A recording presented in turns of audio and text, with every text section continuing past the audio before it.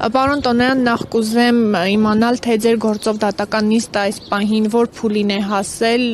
ինչ ընթացք է ստացել։ Այս փուլում գտնվում ենք վիճաբանությունների փուլն է,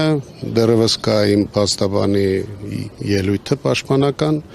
որից հետո հնարավոր է ես էլ ունենամ ելույթ, հիմա այդ փուլում ենք գտնվում, դրանից հետո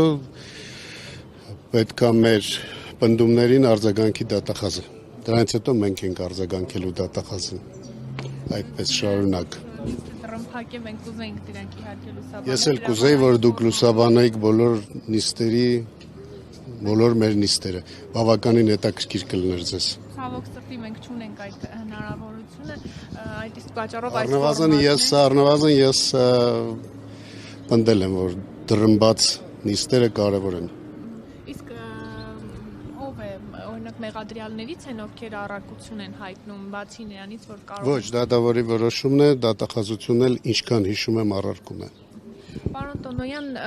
օրերս Սոնիկ Գասպարյանը գլխավոր շտաբի նախկին պետն էր հայտարարությամբ հանդես եկել, մասնավորապես նշելով, որ 44-օրյայի վերաբերյալ ստեր կան, որոնք ցանկություն ունի պայթեցնել եւ ցանկություն ունի նաեւ դրանք փակ ֆորմատում հայտնելու։ Դուք նախ այս ընթացքում որևէ կերպ կապի եղել եք Սոնիկ Գասպարյանի հետ, այդ ինչ նոր փաստեր կան, հանգամանքներ կան, որոնք պետք է ի հայտ գան ու ինչ որ բաներ պայթեցնեն։ Ոչ, Սոնիկ Գասպարյանի հետ ես կապի մեջ չեմ եղել, բայց այն ինչ որ ինքը արտահայտում է կամ հիմա առաջարկում է, դա իր խնդիրն է, ես եւ բաց խոսելու հնարավորություն եմ ունեցել քննիչ անձնաժողովի ժամանակ եւ փակ այն հարցերին, որոնք որ ինձ տրվել են, ես տվել եմ սպառիչ պատասխաններ, նույն փոթխի վրա չեմ ուզում կանգնեմ եւս մեկ անգամ, ես հավելացնելու բան չունեմ, եթե չլինեն ավելի մասնագիտական հարցեր։ Եվ կարծում եմ, որ այս նախընտրական փուլում, եթե անգամ այդ առաջարկությունը կա, նախկին գլխավոր շտաբի պետի կողմից, այդ առաջարկությունը պետքա, ես ընդհանրապես արձագանք չեմ տեսնում օրինակի համար ազգային ժողովը ինչ-որ ձևով արձագանքում է թե ոչ, բայց չեմ կարծում, որ նախընտրական փուլում այդպիսի քննարկումները նպատակահարմար են, որովհետև դրանք քաղաքական շահարկումների եւս մեկ շահարկումների փակ թե բաց տեղիք են տալու, ոչ մասնագիտական եւ ոչ կոմպետենտ։ Այսինքն ըստ էության ես ճիշտ եմ հասկանում, այստեղ բովանդակությունը էությունը ոչ այնքան այն է, որ ինչ որ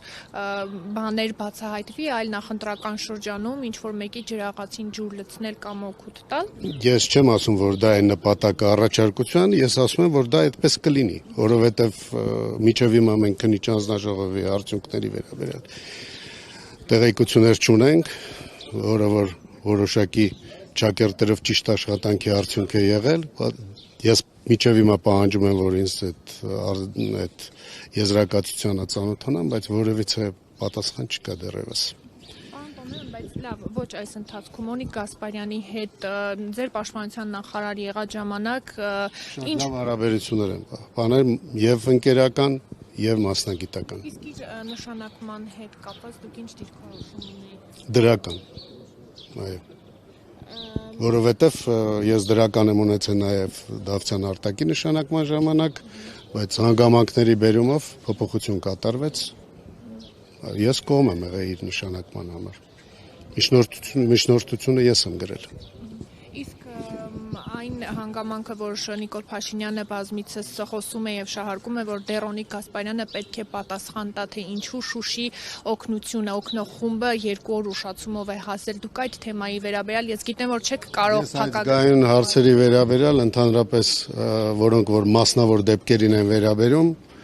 ես գտնում եմ ոչ նպատակահարմար այդ հարցերին պատասխանելը։ Բայց ձեզ ամեն դեպքում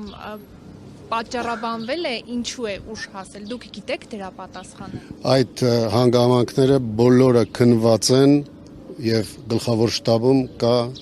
շատ հստակ վերլուծություն